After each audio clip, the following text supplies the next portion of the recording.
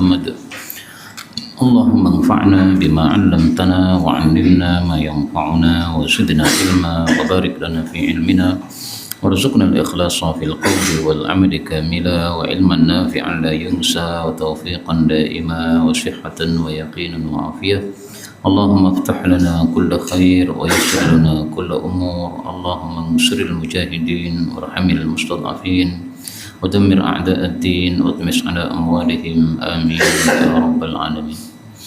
Monggo silahkan Pak. Ayat yang ke-16 dari surat Al-Qalam. Sanasimuhu 'alal khurtum. Monggo. Sanasimuhu telah akan kami beri tanda 'alal khurtum pada hidungnya. Ya, jadi Allah menjanjikan bahwa Dia akan mengancam kepada orang yang disebutkan pada ayat sebelumnya, tokoh kafir yang populer yaitu Walid bin Mughirah, bahwa dia akan diberi tanda pada hidungnya, dan ini sudah dilakukan oleh Allah. Pada perang Badar ada pedang kaum muslimin yang menyambar hidungnya orang ini sehingga menjadi bekas tanda dari Allah Subhanahu wa taala. Dan ini mengingatkan kita kondisi akhir zaman. Di akhir zaman besok akan keluar satu binatang yang bisa bicara kepada manusia. Salah satu tugasnya binatang ini, dia ngasih tanda kepada orang kafir dan orang muslim. Dia membawa tongkatnya Nabi Sulaiman, Nabi Musa alaihi salatu wassalam, kemudian memberikan sinar kepada orang muslim sehingga wajahnya bersinar. Dan dia membawa setempelnya Nabi Sulaiman alaihi salatu wassalam, dan dia mensetempel hidungnya orang kafir. Maka yang kafir disetempel hidungnya, mirip dengan kondisinya orang ini Walid bin Mughirah yang dilakukan kepadanya setempel pada hidungnya di perang Badar tapi dengan pedang. Berikutnya.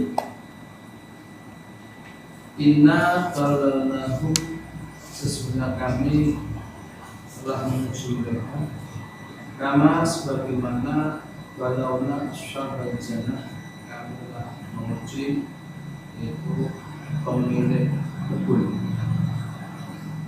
Tatkala aksanu mereka bersumpah, layas rimunaha, sungguh dia pasti akan memetiknya musbihin atau Tuhan. Yang dimaksud balaunahum, kami menguji mereka, yaitu menguji penduduk Mekah, orang-orang kafir Quraisy. Diuji oleh Allah dengan apa? Dengan paceklik, dan ini juga sudah terjadi. Sampai-sampai karena mereka tidak kuat dengan paceklik yang mereka alami, mereka datang ke Madinah minta tolong kepada Rasulullah sallallahu alaihi wasallam. Saking laparnya waktu itu, orang-orang melihat seperti di angkasa ini seperti ada awan, padahal sebenarnya nggak ada apa-apa, tapi gara-gara saking lapar nih, seperti kalau kita mau pingsan itu kan melihat apa? Kunang-kunang. Nah, itu saking laparnya itu melihat seolah-olah ada asap yang sangat banyak. Nah, itu adalah siksaan Allah kepada penduduk Mekah. Maka siksaan ini mirip dengan siksaan Allah kepada ashabul jannah. Ashabul jannah ini adalah umat terdahulu yang sangat pelit. Bapaknya itu punya kebun, suka sedekah, tapi mereka pengennya semua hasil panennya dimakan oleh mereka. Maka mereka bersumpah la yasrimunnaha, sungguh betul-betul akan memanennya, yaitu total akan dipanen, tidak ada yang disedekahkan. Nah, supaya berhasil maka mereka itu pengennya memanen pada waktu pagi hari habis subuh. Biasanya panen itu kan sudah agak siang nih. Nah, ini supaya nggak ada yang tahu, maka dia panennya pagi-pagi subuh. Itulah makna musbihin, waktu subuh, pada waktu subuh. Nah, maka tandanya orang pelit salah satunya adalah tidak mau kalau makanannya dilihat orang lain, tidak mau kalau hartanya dilihat oleh orang lain. Nah, kalau orang dermawan malah justru membagi-bagi. Monggo. Berikutnya.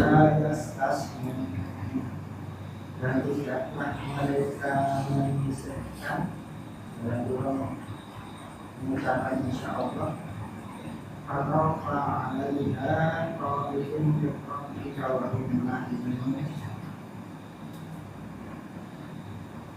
maka menguji akan menyimpan alaiha atas pun ta'ifun bina'ah yukrak jika dari pemulihannya wa mina'ini sedang dari asli. Iya. Jadi setelah mereka mengatakan kami pasti akan panen, mereka itu kesalahannya tidak mengucapkan insya Allah. Insya Allah itu dalam bahasa Arab disebut istithna. Istithna sendiri artinya adalah pengecualian. Nah, tapi yang dimaksud adalah ucapan insya Allah. Mestinya kalau kita ingin melakukan sesuatu, ucapkan insya Allah. Karena insya Allah itu menyebabkan apa? Darokan lil hajah, menyebabkan orang akan mendapatkan hajatnya dibantu oleh Allah Subhanahu wa taala. Tapi kalau panjenengan tidak mengucapkan insya Allah, Allah pun melepas bantuannya. Karena itu misalnya panjenengan pengen hafalkan 30 juz, nah, maka ucapkan insya Allah. Ramadan pengen khatam 10 kali, ucapkan insya Allah. Ramadan ini saya akan khatam 10 kali, insya Allah. Nah, dibantu oleh Allah Subhanahu wa taala. Ya cuc saja gara-gara mengucapkan insya Allah dibantu oleh Allah. Ya cuc itu kan setiap kali melubangi, kemudian mereka istirahat malam, paginya itu lubangnya sudah balik normal lagi seperti semula. Nah, begitu menjelang hari kiamat, mereka sebelum tidur malam mereka mengatakan besok kita lanjutkan insya Allah. Nah, begitu mengucapkan insya Allah, paginya lubang yang mereka lubangi masih berlubang. Padahal hari-hari sebelumnya selalu ditinggal tidur itu balik kembali menjadi sempurna lagi. Nah, itu gara-gara insya Allah. Kemudian di sini ada kata-kata ta'if, sesuatu yang menimpa atau bencana. Itu yang dimaksud adalah api yang sangat besar. Dan di dalam Al-Quran ada kata-kata ta'if 2 kali.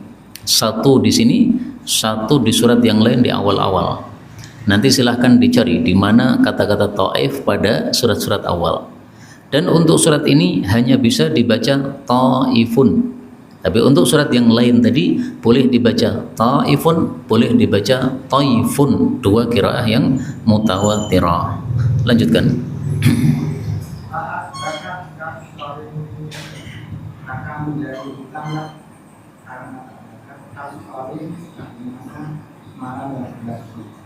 Ya, kalau di situ sorim diartikan malam yang gelap gulita, maka itu sesuai dengan tafsiran dari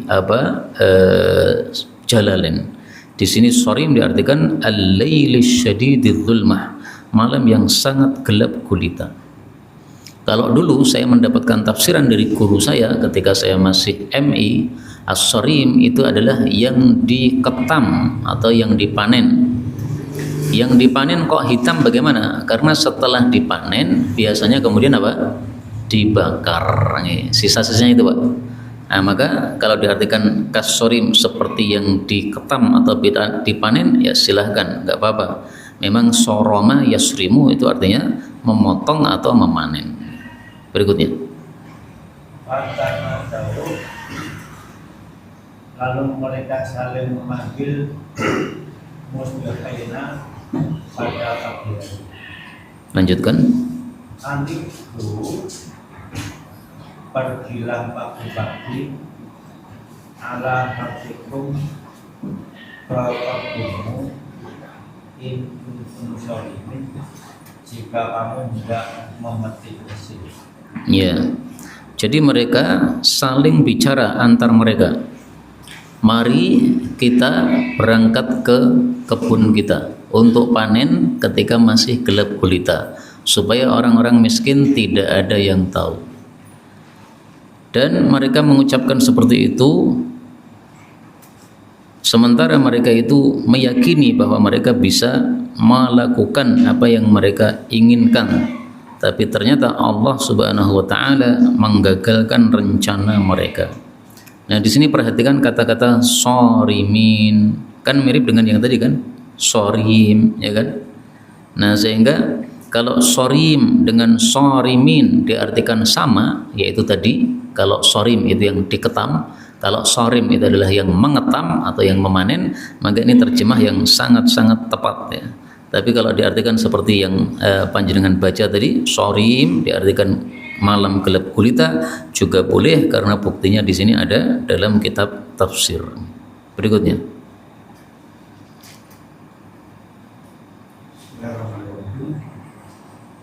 Manolaku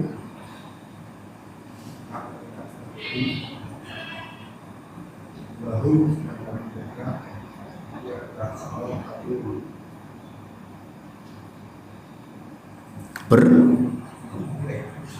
bisik ya. Apa isi bisikannya? Kalimat berikutnya.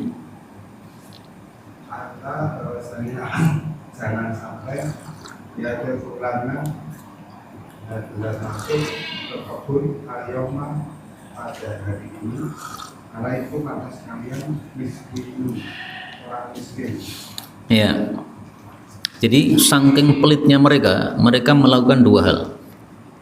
Pertama, mereka memanennya di waktu gelap gulita. Yang kedua, mereka ngomongnya bisik-bisik, Pak.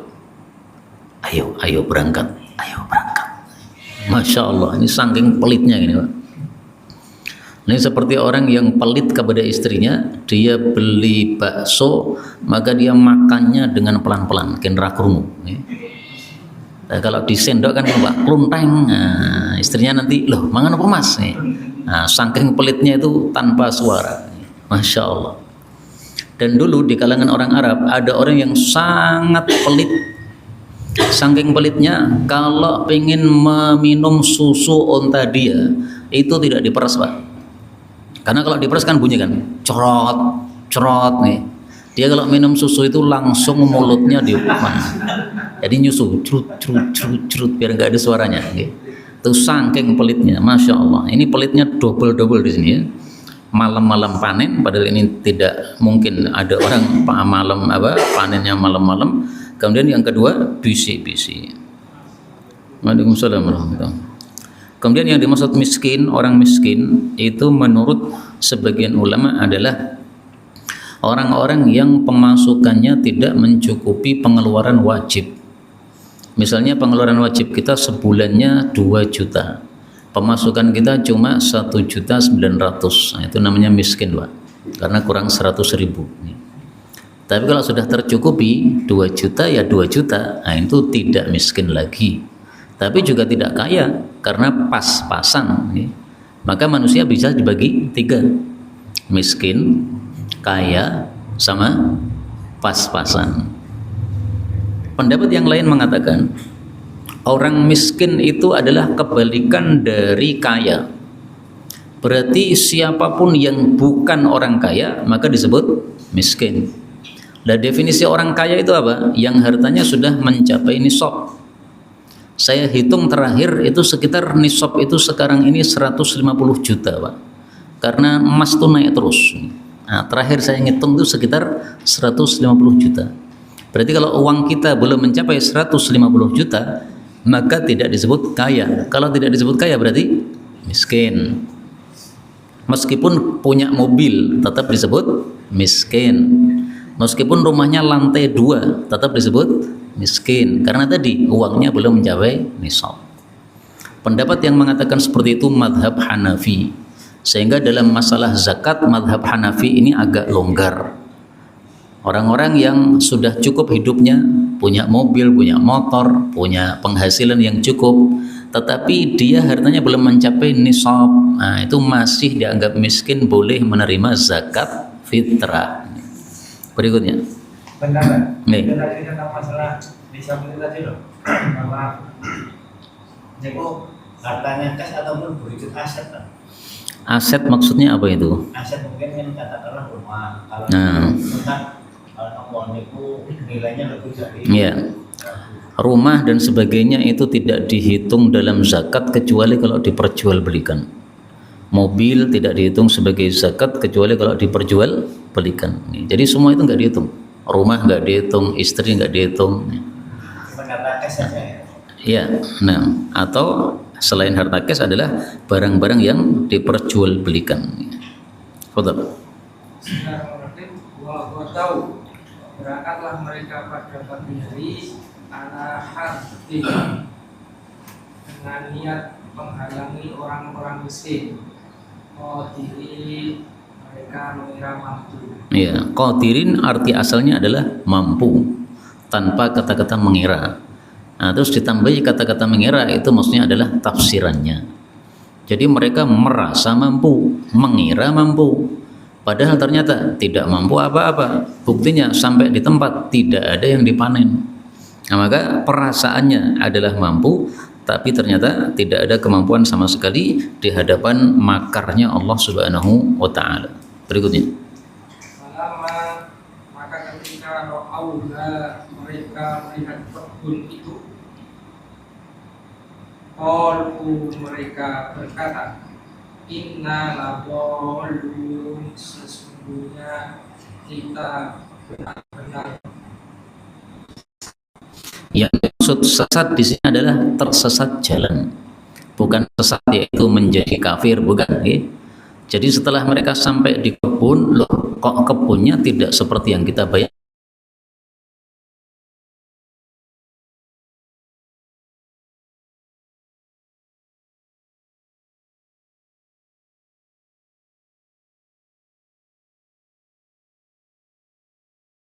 Sudah betul-betul sampai tujuan tapi merasa salah tujuan. Itu yang dimaksud dolun di sini. Berikutnya.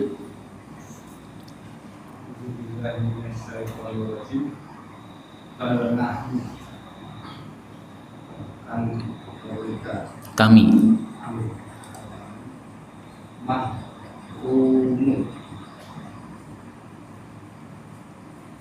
terhalang. Ya. Jadi setelah mereka merasa tersesat jalan, akhirnya mereka mengakui kesalahannya. Oh enggak tersesat ini. Yang benar adalah kami ini mahrumun, kami dicegah. Siapa yang mencegah? Ya Allah. Jadi begitu mereka tahu kebunnya sudah terbakar, maka mereka kemudian tidak lama kemudian menyadari kesalahannya. Maka kata-kata bal di dalam bahasa Arab itu untuk mengubah kalimat yang sebelumnya. Sebelumnya mereka merasa tersesat jalan. Nah, diganti dengan kalimat yang baru. Bal, bahkan yang benar kita terhalang.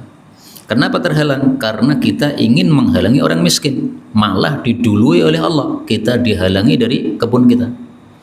Karena itu dari sini kita ambil pelajaran bahwasanya orang yang melakukan penghalangan terhadap orang-orang yang berhak mendapatkan haknya, dia akan dibalas oleh Allah dengan hal yang setimpal, yaitu juga akan dihalangi oleh Allah dari hak dia. Al jaza'u min jinsi al amal, balasan sesuai dengan jenis tingkahnya. Berikutnya. Artinya tidak memperoleh apa-apa. Ya, mahrumun, terhalang, maksudnya tidak memperoleh apa-apa dari buah yang akan mereka panen. Tidak salah. Berikutnya.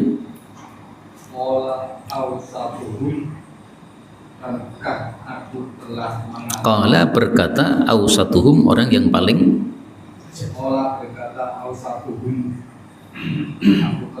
orang yang paling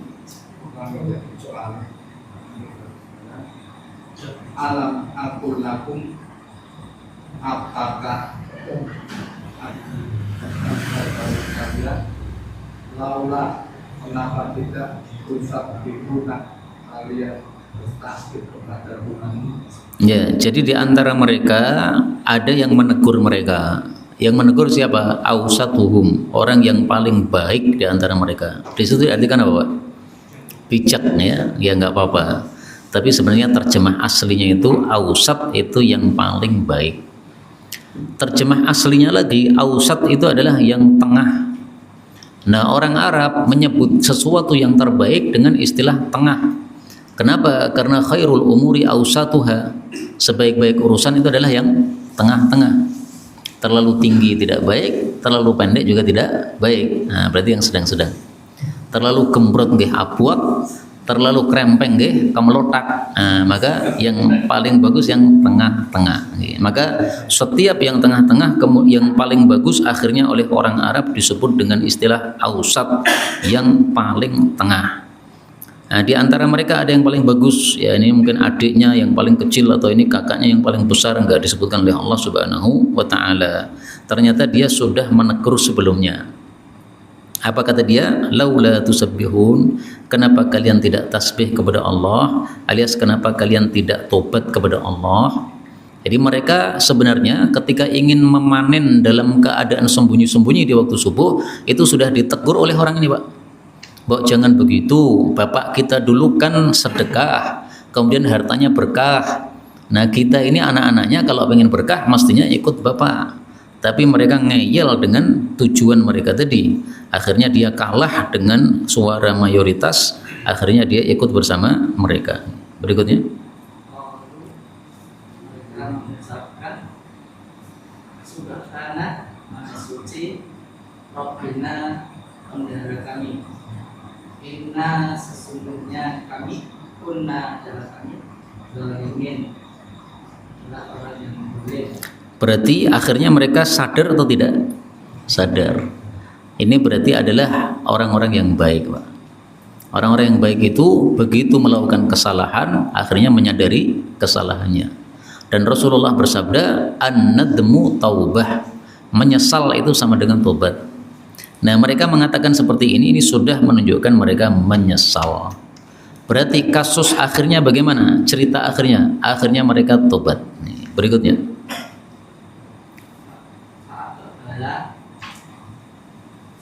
Saling berhadapan, ba'duhum sebagian mereka ala ba'din atas sebagian yang lain, yatalamun dengan saling mencela. Ya, akbala itu artinya tidak usah saling ya, tapi menghadap.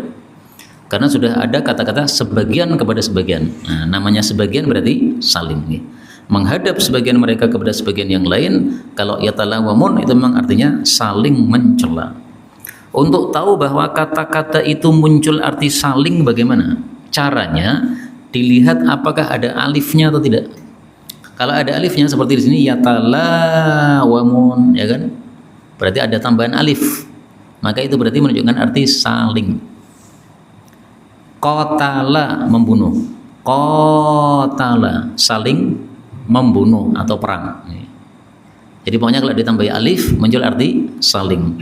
Nah di sini akbala nggak ada alifnya, berarti nggak usah diartikan saling. Tapi kalau yatalawamun silahkan diartikan saling. Saling mencela, kamu yang salah, kamu yang salah, kamu yang salah. Ya salah semua padahal. Berikutnya. Ya, dilanjutkan, mohon maaf. Okay. Itu tentang sedekah dan zakat itu bukan ya? Sedekah dan zakat itu biasanya sedekah untuk yang sunnah, zakat untuk yang wajib. Tapi sebenarnya sedekah untuk makna zakat pun ada dalam Quran. Berikutnya. Qalu, kita berkata, ya wailana, aduh celakana kita. Inna kunna Taghin. Inna kunna taghin. Sesungguhnya kita adalah orang-orang yang melampaui batas. Iya. Ini untuk yang baca Quran diingat-ingat. Yang pertama zalimin, yang kedua taghin. Biasanya kan ta dulu baru dha ya. Ini dibalik. Dha dulu baru ta nih. Insyaallah mudah menghafalkan. Berikutnya. Asarobuna, mudah-mudahan Tuhan ayu dilana, menggantikan untuk kami khairan minha,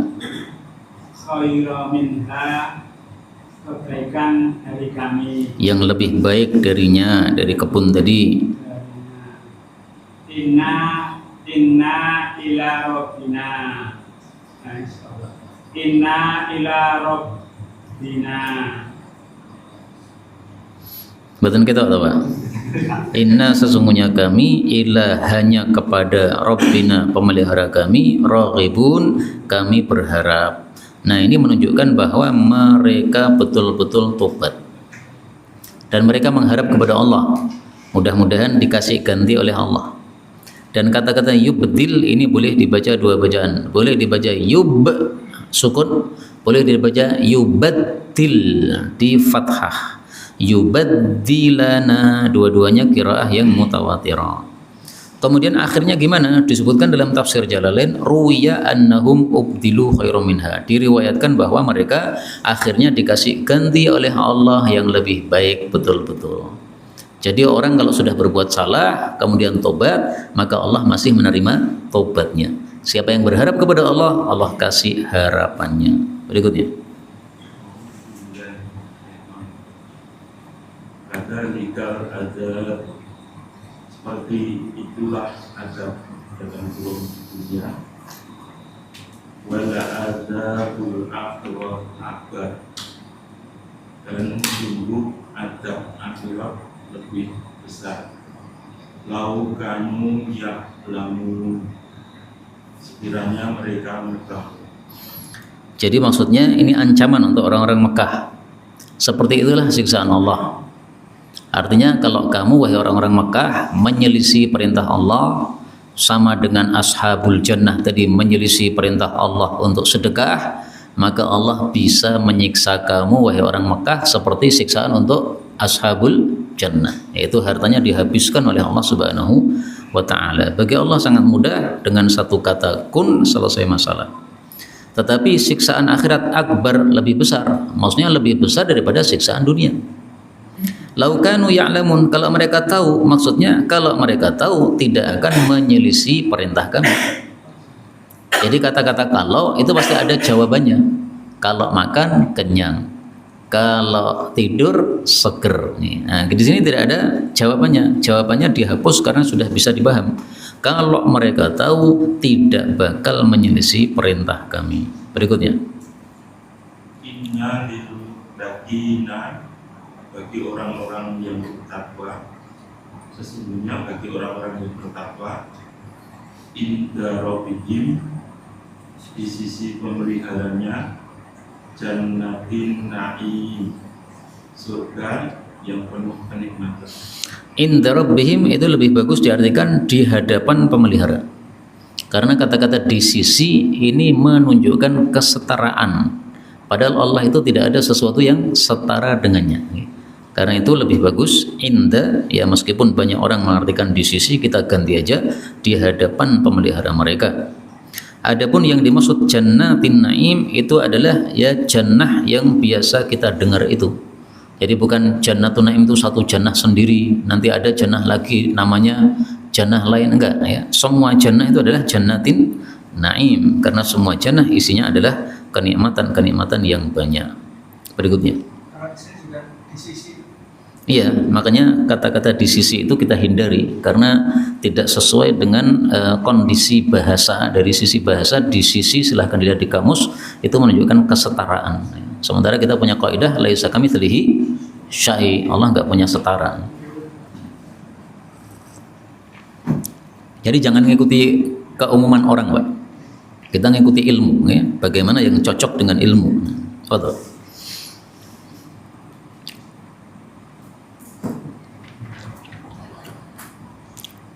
Berikutnya. Afanajlu muslimin akal muslimin. Apakah panajlalu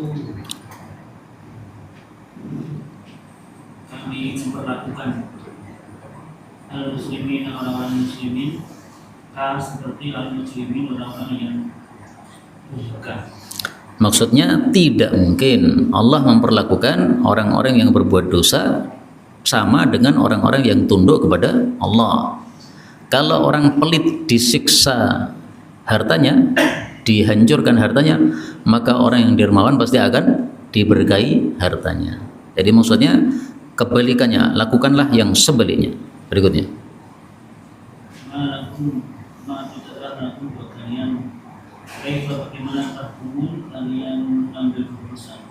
Malakum itu kalau diterjemahkan yang lebih mudah, malakum, bagaimana kalian itu kok bisa memberikan keputusan hukum seperti itu, yaitu keputusan hukum apa? Menyamakan antara muslim dengan mujrim. Tidak mungkin ya.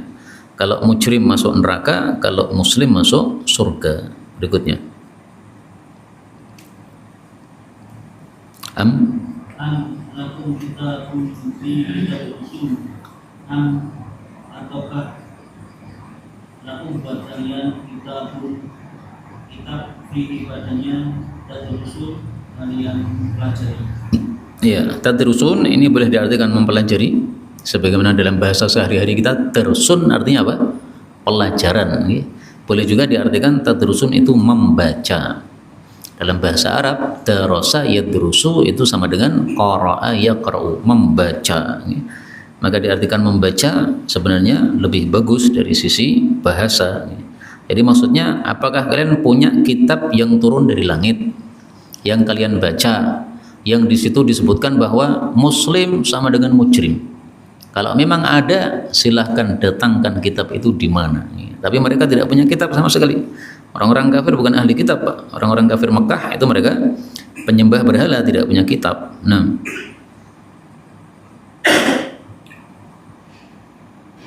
innalakum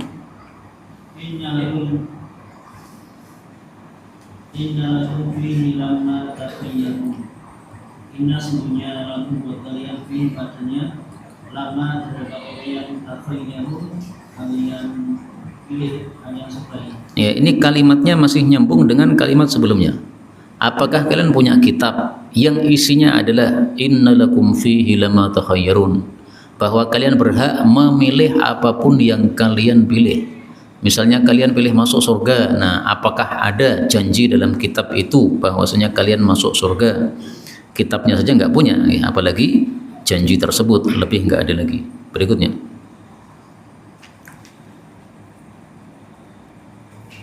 am lakum atau lakum bagi kalian aiman kamu memperoleh aimanun, janji-janji. aiman janji-janji alaina atas kami badirotun yang sampai atau ya kuat. Ila pada yaumil kiamah, hari kiamat. Inna lakum sesungguhnya bagi kalian lama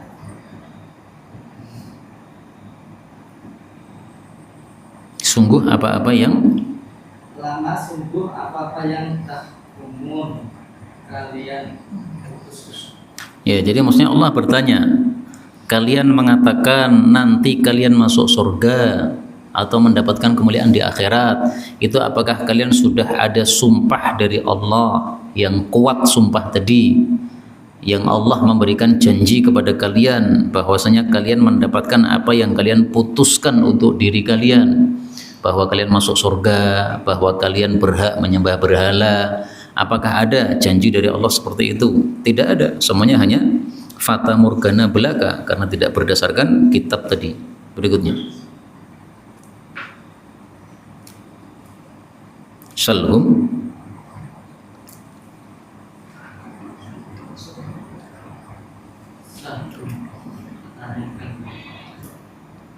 Sahum tanyakan pada mereka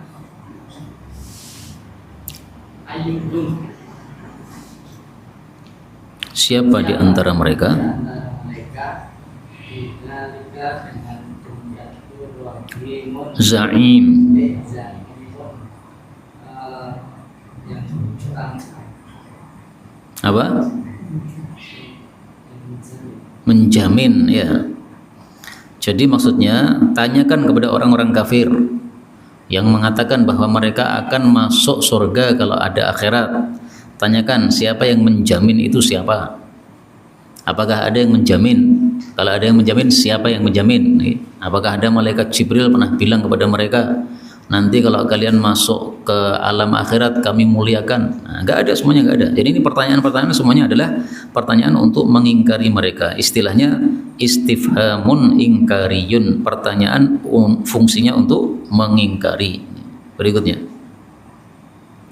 Al-lahum atau apakah bagi mereka syuraka'u mempunyai sekutu-sekutu? Falyaku, maka kalau begitu hendaklah mereka mendatangkan bisyuraka'ihim sekutu-sekutu mereka. in kanu jika mereka adalah shadiqin, orang-orang yang benar. Yang dimaksud sekutu-sekutu ini adalah orang-orang yang ucapannya sama dengan mereka. Nah, maka disebut sekutu karena ucapannya sama. Yang mereka juga menjamin hal itu kepada mereka. Jadi kalau misalnya tidak ada malaikat yang menjamin mereka, oke lah, malaikat nggak ada yang menjamin. Di antara manusia di atas muka bumi selain orang-orang kafir Quraisy yang ucapannya sama dengan mereka, bahwasanya mereka nanti kalau di alam akhirat dapat surga, itu siapa? Ada nggak? Misalnya Yahudi, ada nggak yang ucapannya sama dengan mereka? Nggak mungkin. Nasrani, nggak ada juga. Karena masing-masing agama merasa paling benar. Yahudi menganggap Nasrani salah, Nasrani menganggap Yahudi salah. Maka Yahudi Nasrani juga menganggap kafir Quraisy juga salah. Nah, berarti mereka tidak punya syuraka, tidak punya sekutu yang ucapannya sama dengan mereka, bahwa mereka orang Quraisy nanti kalau dibangkitkan di alam akhirat akan mendapatkan kemuliaan. Berikutnya. Yauma yuksafu an sakin, pada hari ketika betis disingkapkan, wa yud'auna, dan mereka diseru ila sujudi, untuk bersujud, fala yastati'u, maka mereka tidak mampu. Kata-kata yauma ini kan fathah mimnya, Pak. Berarti dia itu apa? Maf'ul.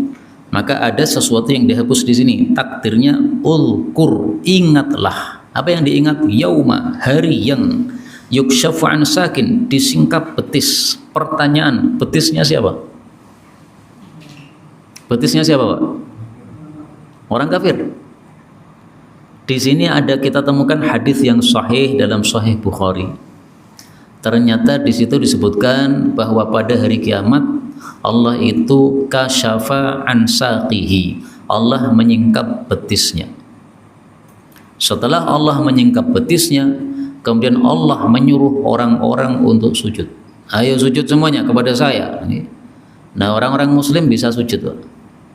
Orang-orang kafir, orang-orang munafik pengen sujud tapi punggungnya ini menjadi seperti besi yang dicor.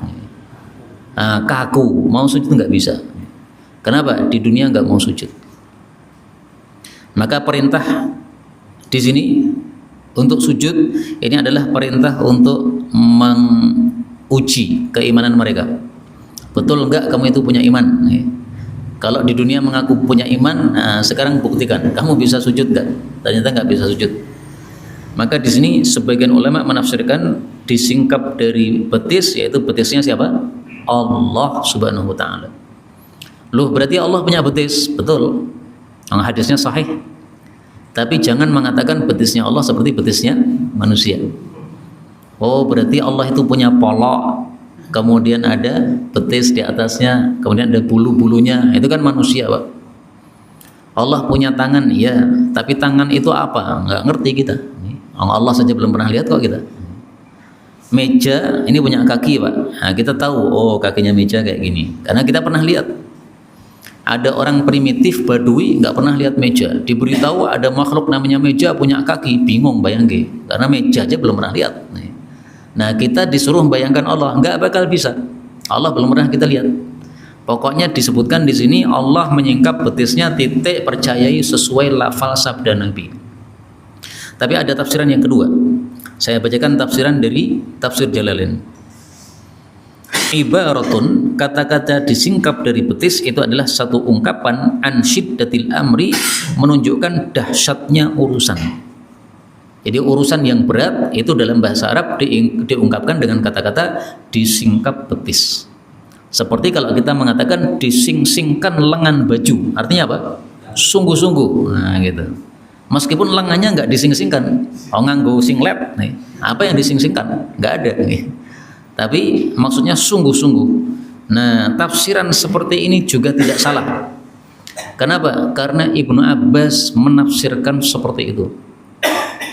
Tapi penafsiran yang pertama lebih bagus, karena tafsirnya merupakan sabda Rasulullah SAW. Jadi Ibnu Abbas menafsirkan ini sesuai dengan kondisi bahasa Arab. Biasanya kalau disebutkan kata-kata disingkap betis itu artinya urusannya sangat berat. Tapi kita menafsirkan dengan tafsiran yang pertama sesuai sabda Nabi, Allah menyingkap betisnya Allah. Maka dua-duanya benar, Allah menyingkap betisnya, betul, tetapi laisa kamitslihi syai'. Kemudian perkara waktu itu sangat berat sehingga diungkapkan dengan kata-kata disingkap betis juga benar. Kaum muslimin rahimani wa rahimakumullah, kesimpulan yang dapat kita ambil atau pelajaran yang dapat kita ambil, marilah kita rajin sholat. Insya Allah kalau kita rajin sholat, besok ketika disuruh sujud kita semuanya bisa sujud. Tapi kalau malas sholat seperti orang-orang munafik, nah begitu pengen sujud, yakunu dhuhuruhum tabaqan wahidan, punggungnya menjadi satu geleger, nggak bisa berubah sama sekali, kaku tadi itu. Okay? Punggung kita itu kan sebenarnya ada tulang-tulangnya itu, sehingga bisa ditekuk ini. Nah ini nanti akan jadi satu tulang, okay? Sehingga tidak bisa ditekuk sama sekali, akan menjadi kaku. Kalau seseorang mau sujud ke depan nggak bisa, bisanya ke belakang, geblak. Okay? Ke depan nggak bisa, itu gara-gara dia tidak sujud dengan ikhlas ketika di dalam dunianya. Tapi kalau kita ikhlas sujud, memperbanyak sujud kepada Allah, maka insya Allah kita besok akan bisa sujud ketika diperintah oleh Allah Subhanahu wa Ta'ala. Kaum muslimin rahimani wa rahimakumullah, saya ada rapat malam ini sehingga pengajian sengaja saya buat agak cepat ya, supaya saya bisa mengikuti rapatnya yang kita adakan pada malam ini. Wallahu a'lam bishawab. Alhamdulillahirabbil alamin. Terus mengudara. Kajian gratis ini berjalan atas izin Allah dan dukungan tulus dari Anda. Bersama kita sebarkan kebaikan seluas-luasnya. Yuk jadi bagian dari tim kebaikan kami dengan mendukung operasional dakwah. Jazakumullahu khairan katsiran.